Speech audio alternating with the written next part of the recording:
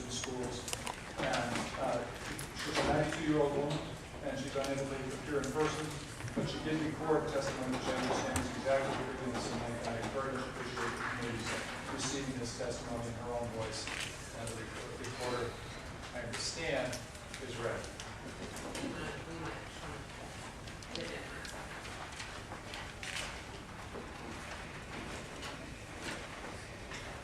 I am Trudy Aegis and have degrees from UMass and Radcliffe. I've been on the faculties of Cornell, Wellesley, and MIT teaching French and English. When I retired, I was inspired to try the exercises Huxley describes in his book, The Art of Seeing. After 2 weeks of daily practice of about 5 minutes, I chucked the glasses I had been wearing for 40 years. Recently, at my eye exam, the doctor said that I have the eyes of a 45-year-old woman. I'm 92 and still read without glasses. The Tibetan monks created this chart for their people to improve and preserve their sight. The Chinese have their students do simple acupressure points daily to improve and preserve their sight. Should we offer less to our students than the wise Tibetans and Chinese offer theirs? We have the Snellen chart. Let's use it, as many behavioral optometrists and eye fitness practitioners do. Just by looking at the chart, we can improve and preserve our sight. Testimonies abound. Let's put a chart in every classroom. Please read this chapter on prevention and cure of myopia using the Snellen chart. Consider this flyer. Of the 158 members of United Nations, we rank 48th in literacy.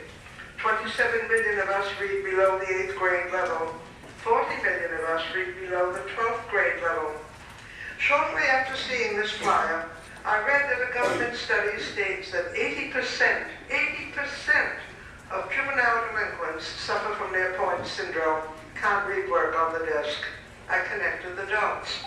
If your eyes hurt and print is blurred, who wants to read?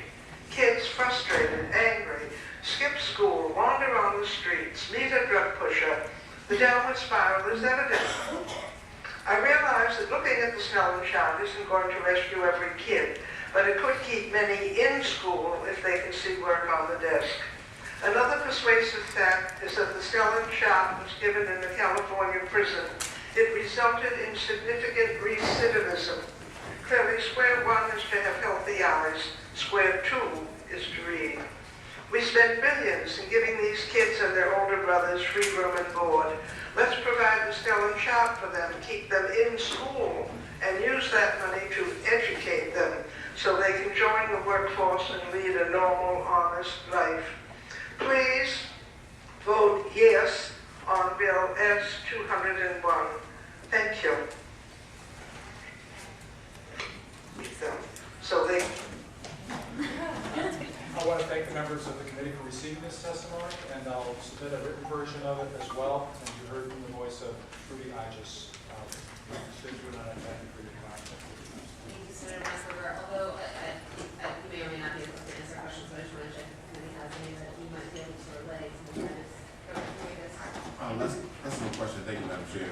More of a comment. I want to thank the Senator for offering this bill and testimony because in the school down the street from my house in Winthrop Middle School, we had eye exams. We talked to families and students in the 3rd grade. Found that many, especially in low-income areas, have never had an eye exam before. And as early as the 3rd grade, young people find themselves frustrated, not able to read, at a school board, on a chalkboard, find themselves disrupting class, getting into issues much described by her testimony. So I want to thank you for offering this. I think it's a huge issue that we don't let any of our kids fall through the cracks because of vision. I also just want to thank you, Senator, for offering this testimony. I myself was one of those students that had problems in middle school and high school because I couldn't see what I was reading clearly, and I thought that I could, and it had impacts on my grades and amongst other things. So I just want to thank you for this testimony. I'd like to thank the members of the committee, and clearly vision is an issue that can really affect the success of the building. Thank you so much. Accommodations to designs for her use of technology, old and new, to make sure she was participating in the legislative process. Also, should you ever decide to quit the legislature, Senator Bronsberger, about how I should be worried.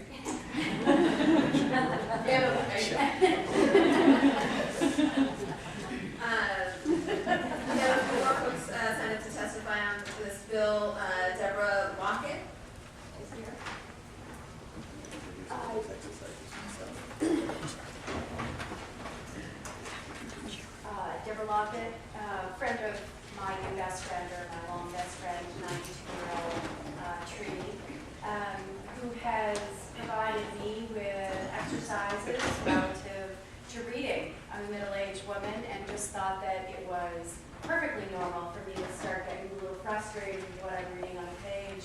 And through very little effort on my part to actually exercise, but also I've been reading all about the opportunities to exercise the muscle of the eye, I too am nearly able to chuck my glasses and read unaided. Further information in the books by Dr. Bates and his disciples about eye exercise actually shows the muscle is never at rest unless you're at rest, and some of these other very simple steps that are taken through these charts that Bill was holding up. It is incredible. So having been a frustrated middle-ager who had to actually take the steps to buy some glasses, and now having reversed that, with our technology, where our kids are really, and all of us are only focusing at pinpoint level, and are really not giving ourselves an opportunity to expand the muscle to see outside the room and inside the room, I really urge you to take a look at that chapter that Judy had provided you to read as an introduction to how easy it really can be. Thank you. Thank you very much. Any questions from the Judy? Thank you again. Barbara, is it Brookham? Also, good. Ditto? Ditto. Thank you very much. And Linda Thayer, I'll pass it up to this one, so. Is this Thayer here? Representative Deborah, I'm sorry. Oh, no. Linda Thayer was not able to be here. We thought that she might make it. And I have testimony for all members of the committee.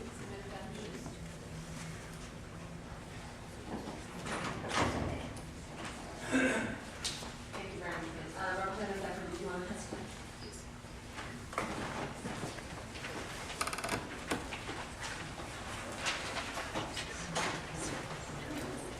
Good morning.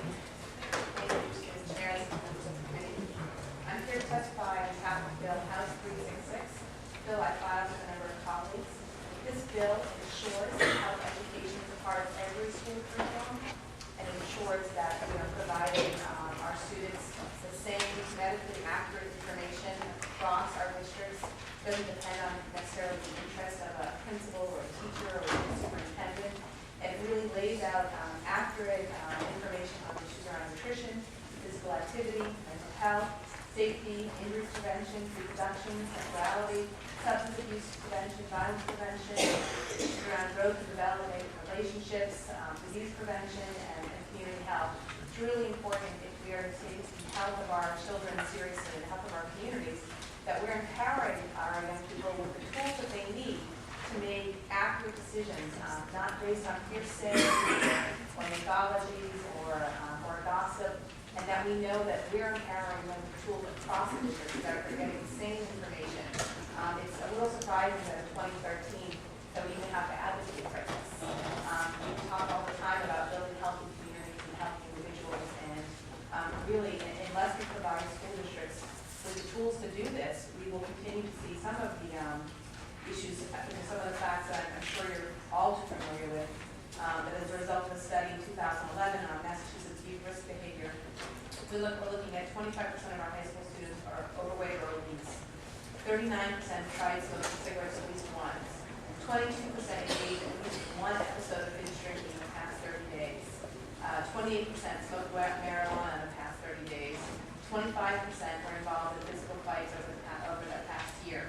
10% report they were victims of sexual assault. 9% victims of hate crimes. And the statistics go on and on. And I think you clearly know the picture here. But I'm here to ask you to make a favorable report out of this bill that really does empower superintendents, principals, teachers, parents, and students with medically accurate information as a way of building healthy and strong communities. And the way we do that is to empower our young people with really good information to make good choices for themselves. Thank you. Any questions for me? Thank you. Thank you. So this brings brings us back to the health education bills. I'm going to proceed to the next panel that we have signed up for House 450, Senate 209, which is comprised of Susan Chorley, Shannon O'Malley, Daphne Adabo, and Nancy Dodson.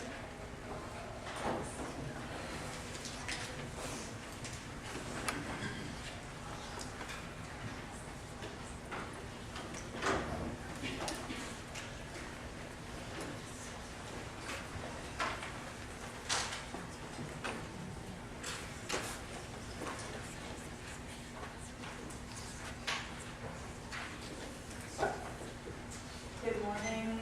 Thank you to Chairwoman Diaz and Chairwoman Heish for hearing our testimonies today, and all of you, members of the Joint Committee on Education. I'm Reverend Susan Chorley, and I'm pleased to offer this testimony in support of House Bill 450, Senate Bill 209, and Act relative to healthy youth. In my role as an American Baptist minister and director of the domestic violence program here in Boston, and most importantly as a mother of a son, a boy, to enter puberty soon, I understand the beneficial impact this bill would have on us as residents here in the Commonwealth. An act relative to healthy youth is a critical legislative initiative that will help ensure that more young people have access to comprehensive, medically accurate, and age-appropriate sexuality education. This bill is not a mandate. It simply states that any Massachusetts public school that decides to provide their students with health education must select a comprehensive curriculum. There is no standard benchmark for sexuality education. As a result, the quality of information students receive can vary dramatically between districts. Research shows that providing medically accurate, age-appropriate sexuality education helps young people stay healthy, enhancing their ability to learn. These types of effective sexuality education programs teach the benefits of abstinence and delaying sexual activity while also providing vital information about effective contraception use, prevention of pregnancy and disease, and the relationship and communication skills needed to form healthy, respectful relationships and make healthy decisions. This bill acts in the best interest of our young people by keeping them informed, healthy, and in school. The bill also maintains the existing state law that lets parents opt their children out of sexuality education programs, empowering parents to determine whether or not they feel the curriculum is an appropriate fit for their child. In my ministry and work with survivors of domestic violence and their children, I'm faced on a daily basis with the inequities of a system for those who live in poverty, are immigrants to this country, and those who are undereducated. Countless survivors in our program had children at a very young age and were not given adequate information about how to protect themselves from diseases or from pregnancy, much less from how to be in a healthy, communicative relationship. This has often led to greater poverty for many of those that we serve and the further victimization by systems who are not set up to care for them adequately, much less educate them about their bodies, their rights, and what to expect from a healthy relationship. Obviously, domestic and sexual violence happens across race and class. However, the impact of domestic violence upon an already oppressed individual who has been denied access to critical education for their own healthy sexual life is terrorizing. Though this bill does not guarantee this level of education in all schools in Massachusetts, it does provide the possibility of opting in, for which many of the people that I work, this would be a lifesaver. It's important to remember that an act relative to healthy youth, what it will not do, it will not mandate that schools provide sexual education, it will not interfere with local control, it will not dictate the age or grade levels when such education should begin. It will not remove the benefits of abstinence from sexual education, it will not interfere with parental rights, it will not place any undue financial burden onto the school districts. Here in the Commonwealth, quality education is critical for all of us, for all of our children and youth. And quality education includes accurate and comprehensive sexuality information. I urge you to please give a favorable report to an act relative to healthy youth, House Bill 450 and Senate Bill 209.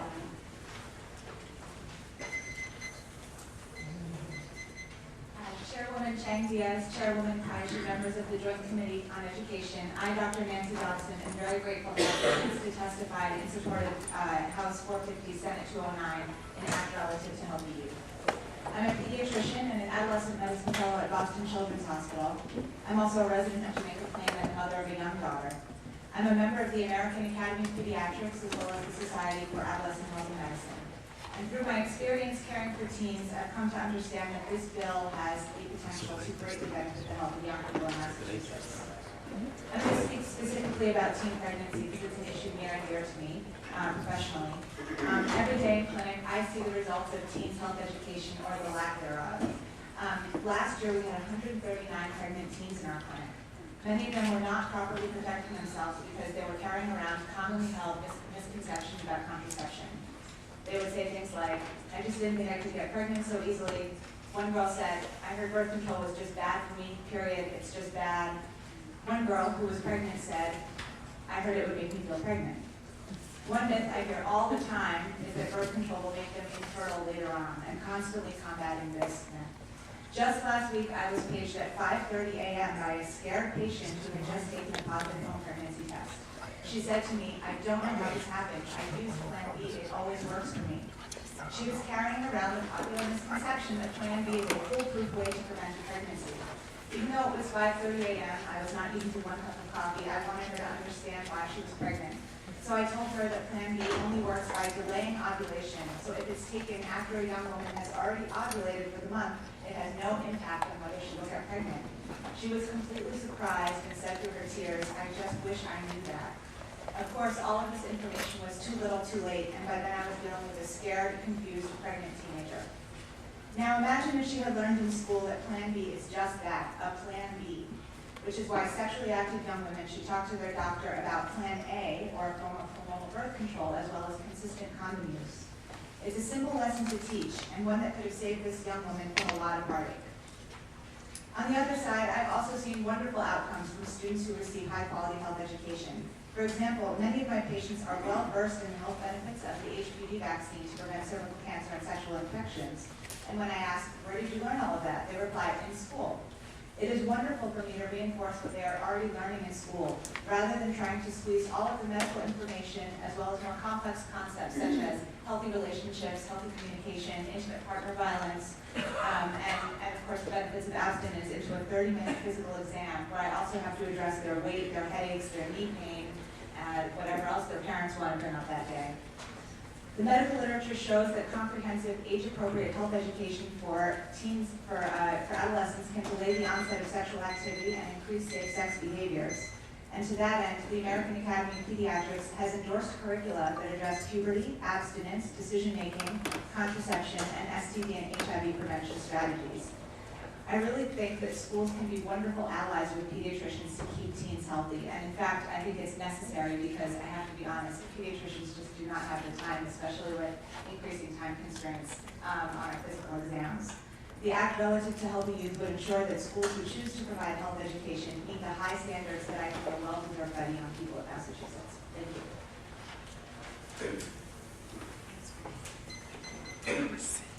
Chairwoman Chang Diaz, Chairwoman Kaish, and members of the Joint Committee on Education. Thank you for the opportunity to testify. My name is Shannon O'Malley, and I am pleased to be here in support of the House Bill 450, an act relative to healthy youth. In my role as a public health professional, I understand the beneficial impact this bill would have on us as residents of the Commonwealth. As a proud, lifelong Massachusetts resident, a reproductive justice advocate, and a research associate at the Boston Public Health Commission, where I was formerly in the HIV/AIDS division, the issue of comprehensive sex education is important to me, both personally and professionally. Research has shown that those who receive medically accurate comprehensive education will delay sex and make healthy choices when they do decide to have sex. Youth in Massachusetts have the right to this information so they can make decisions to keep themselves and others healthy. Also, so they can know the skills to be in a healthy relationship. Personally, I was very lucky to receive age-appropriate sexuality education from both my parents, who were born and raised in Boston, throughout my childhood and adolescence. However, I have many friends who did not receive this education at home.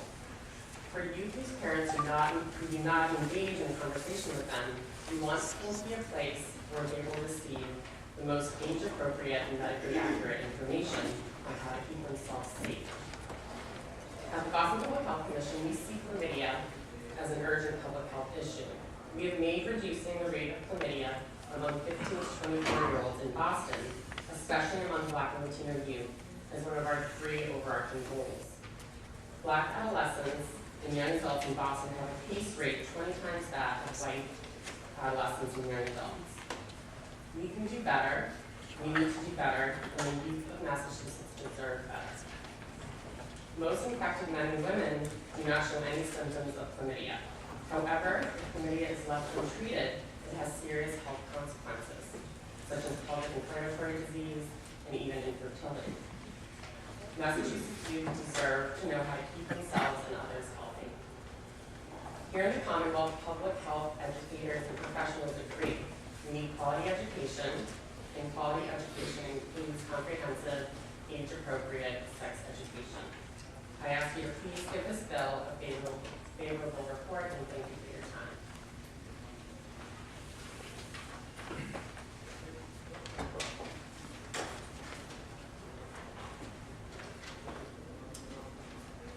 Chairwoman Chang Diaz, Chairwoman Heish, members of the Joint Committee on Education.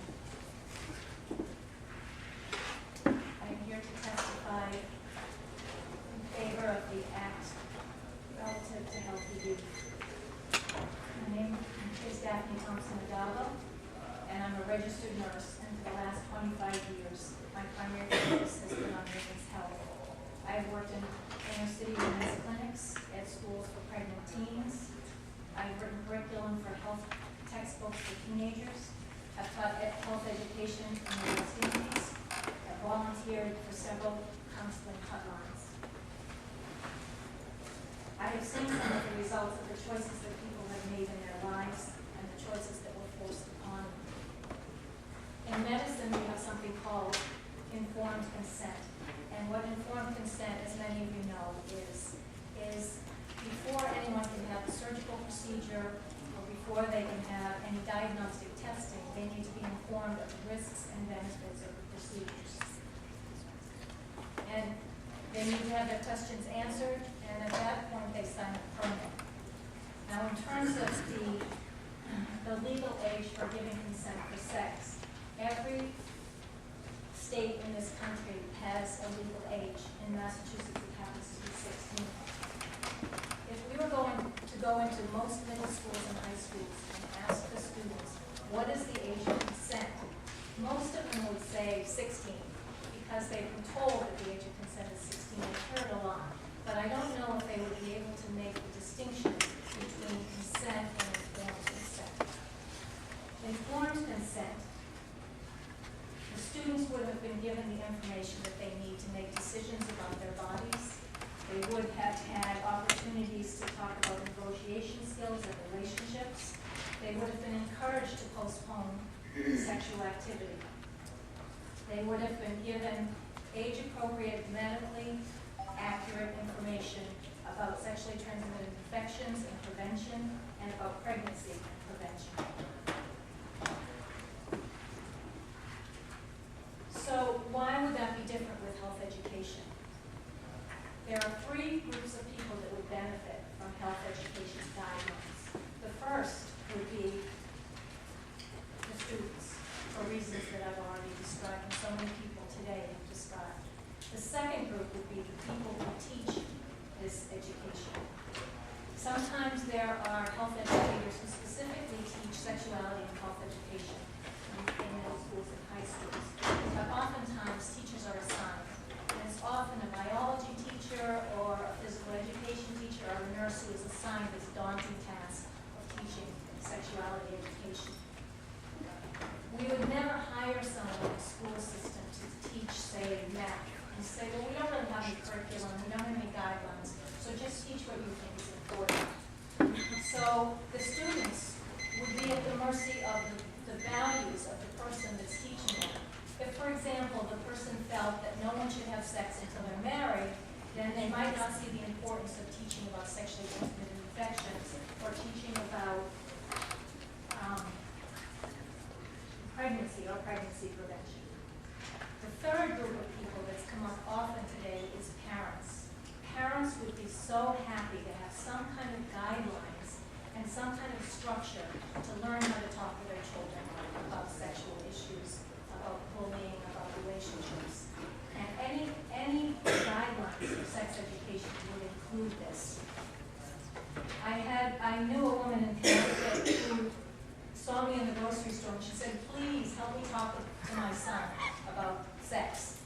And I said, well, how old is he? And she said, 16. And I said, what have you done so far? And she said, well, I was driving him to camp and I turned to him and I said, I think it's time to talk about the birds and the bees. And her son rolled his eyes and turned up the radio. And she was mortified. So this is a family that obviously has not had an ongoing conversation about sex. And that's something that's possible through some guidelines that will help parents and teachers, parents and teachers and students engage in these conversations. So I hope that you see the importance of these guidelines and how they affect individual people in their lives and how important they are for students, for teachers and school systems, and for parents. Thank you. Is there a question for the committee? No. I just have two brief questions. Dr. Dawson, I'm just curious where you practice. Oh, I'm a fellow at Boston Children's Hospital, so I practice there and then Mark Elliott Health Center. Mr. Double, you mentioned the example of health teachers being, sort of dropped into the classroom without any curriculum guidance, as opposed to what we do for math, our core curriculum subjects. Have you observed actually my assumption would be that the districts are providing curriculum structure for health education instructors at the district's discretion. So have you actually observed health teachers being dropped in without any guidance at the district level either? Yes. Let's see any other questions. So thank you again for your testimony. I see Representative Story and Representative B. Would you like to come together? We would. To save you time. As you can see, we have quite a large number of people waiting to be heard. We will be very brief. For the record, I'm Ellen Story, therapy. She's from Robinson, Amherst. I would like to, I am here in strong support of House Bill 450. Before I ran for office, I worked for a family planning council for 17 years in Western Mass. These issues are extremely familiar to me. This bill is at least 30 years overdue. So I am very excited to see how many co-sponsors there are on this, and I hope that at last we will actually pass it. It does not cost the Commonwealth a penny. Parents who don't want their kids to have it can opt out. What's not to like? I hope that you give it a very favorable recommendation. I'll be even briefer. I would like to associate myself with the comments of Madam Lee. I strongly support House Bill 450. I want to be recorded in favor of it. Thank you. Thank you for your consideration. Any questions? Seeing none, we'll call the next panel. And I have here the next panel that is signed up. I believe it's 3 people, Jenny Grossman, Jason Arbea.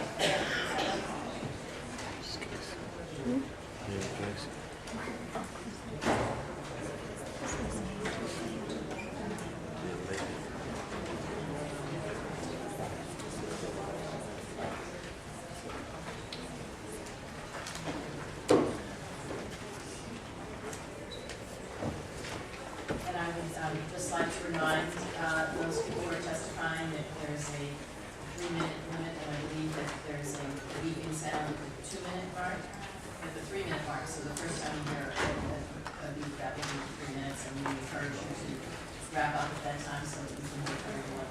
Thank you very much. Thank you, Chairman. I'm pleased to offer this testimony in support of Act Relative to Health Week. My name is Jennifer Grossman. I'm a research scientist at the Wellesley Centers for Women. I co-direct the long-term impact evaluation of a middle school sex education curriculum, and my work also focuses on how adolescent and families talk about sex and relationships. This bill would send an important message throughout Massachusetts that if schools choose to provide sex education to their students, it needs to be comprehensive, medically accurate, and age-appropriate. Abstinence-based sex education programs advocate delaying sex until marriage and do not provide medically accurate information on contraception. This approach does not address the reality of teen sex. On a national level, 18% of adolescents report having sex by 8th grade, before many sex education programs begin, while 32% of adolescents report having sex by 9th grade. In Massachusetts, 42% of high school students have had sex, and almost half of them report not using a condom the last time they had sex. The lack of accurate information about protection methods in abstinence-based sex education programs jeopardizes teen health for the over 40% of teens who do have sex in high school, and may be at risk for teen pregnancy and sexually transmitted infections. While parents are a pivotal source of sex information for teens, studies show that less than half of parents talk to their teens about sex and birth control. This leaves a critical gap where teens can get medically accurate information about sex and protection. As with abstinence education, comprehensive sex education curricula stress delaying sex. However, they also provide information on the correct use of contraception, so students who do have sex can have medically accurate, factual information about protection. Research shows that comprehensive sex education can support teen sexual health by reducing early sex and increasing the use of protection when teens do have sex. While most research shows that abstinence-based sex education does not delay sex or reduce such risky sexual behavior. Our own research supports these findings, showing that middle school girls and boys enrolled in a comprehensive middle school sex education program were more likely to delay sex than teens who do not receive this program. This bill will not require schools to provide sex education, but will lay out clear guidelines that support accurate, comprehensive, and effective sex education for schools that choose to offer sex education to their students. An act relative to healthy youth combines common sense in addressing the realities of teen sex with research on program effectiveness to support accurate and comprehensive sex education for Massachusetts schools. Thank you. Chairwoman Diaz, Chairwoman Pike, and members of the Joint Committee on Education, I am pleased to offer this testimony in support of MOV30C S209 and Act Relative to Healthy Youth. I'm a doctoral student in child development economics. I enthusiastically commend the beneficial impact this bill would have on youth of the Commonwealth. It's a critical bill that will help more young people access comprehensive, medically accurate, and age-appropriate sexual health education. It will ensure that no young people are shamed or taught lies about their bodies while in public school.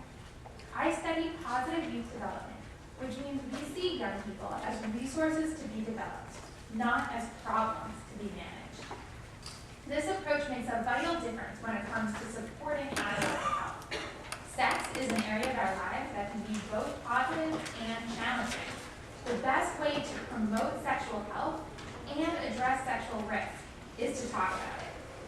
Sex ed is a perfect opportunity to develop skills like communication, healthy relationships, planning, and critical thinking, which contribute to positive development throughout adolescence and into adulthood.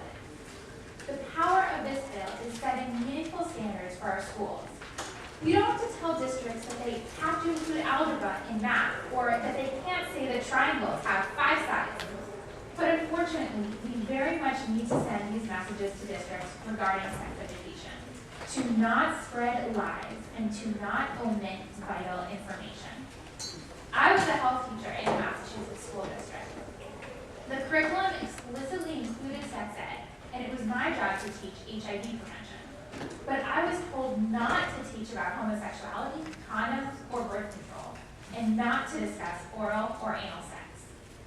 How is anyone supposed to teach HIV prevention without discussing the life-saving potential of a correctly used latex condom. One class, I made a worksheet on the concept of consent to establish that when two people kiss each other or engage in other activities, it must be something they both want and agree to do.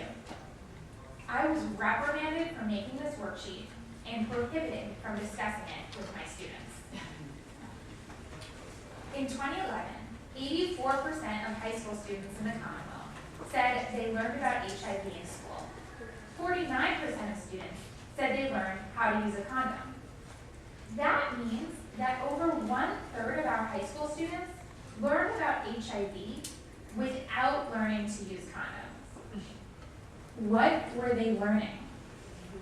There was nothing in place to protect those young people from the lies and shame that are too frequently invoked in the name of prevention, which leaves youth vulnerable to sexual coercion and more likely to have sex without protection. If schools provide sex education, it must be done well. An act relative to healthy youth is an important step towards promoting the positive development of young people and helping them thrive in all areas of their lives. Please give a favorable report to an act relative to healthy youth.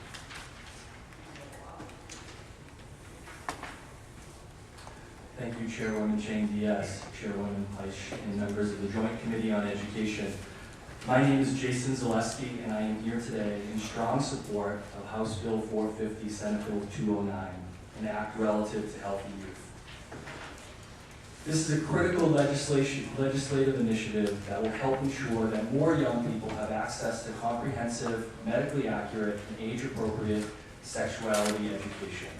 As a college administrator, health educator, volunteer youth worker, and parent of 2 sons and a daughter, I have the unique perspective of seeing this issue from many developmental perspectives. I understand the beneficial impact this bill would have on all of us as residents of the Commonwealth. Let us not forget that we are living in an unhealthy culture that is both sex-centric and sex-phobic. Our children are sent thousands of messages each day about what is healthy and what is not, from their peers, the media, the internet, families, parents, and faith-based communities. Information about sexual health can be appropriate and accurate, or it can be conflicting, confounding, and in many times, lost in translation. I see the unfortunate consequences of a lack of comprehensive sexuality education every day in my job and in my community. Sexual assault, sexually transmitted infections, unsafe and unhealthy relationships, the pressure to be sexually active before a person is ready, and unintended pregnancies. As a parent, Little League coach, and active member of my community, I know that the young people of our Commonwealth need consistent, medically accurate, and age-appropriate sexuality education. Comprehensive sexuality education is about teaching young people how to make good decisions while building up the self-efficacy needed to avoid making bad ones. It's imperative that we weave into the fabric of compulsory education a consistent, common-sense curriculum that examines the developmental transformations and difficulties all young people face as they mature and progress into adulthood. I believe many of us feel that our young people should learn how to be healthy, and this initiative seeks to partner with families, communities, and schools to ensure that young people are given the information that they need to be healthy, safe, and responsible. As an educator, activist, and parent, I see an act relative to healthy youth as a way to exercise our civic responsibility to the young people of this Commonwealth. It is our duty to care. It is also our responsibility to educate. Young people are making unhealthy choices every day. Many of these choices have a direct impact on the quality of their lives, as well as the health and human services we offer. This act is a proactive measure designed to make sexuality education and the concept of sexual health an empowering, affirmative, and necessary part of the student's knowledge base. This is not radical, it's common sense, it's not controversial, it's perfectly sensible. We are all sexual beings, and as Maya Angelou once said, when you know better, you do better. Let's help our young people learn what they need to know about being safe, healthy, and informed decision makers about their own sexual health, What they know will positively impact what they choose to do. They will be safer, more knowledgeable, and ready to address issues about their sexual health as they arise. Let's also do this while respecting the rights of families, guardians, and parents to be active participants in this process. I encourage you to report favorably on this. Thank you. Any questions?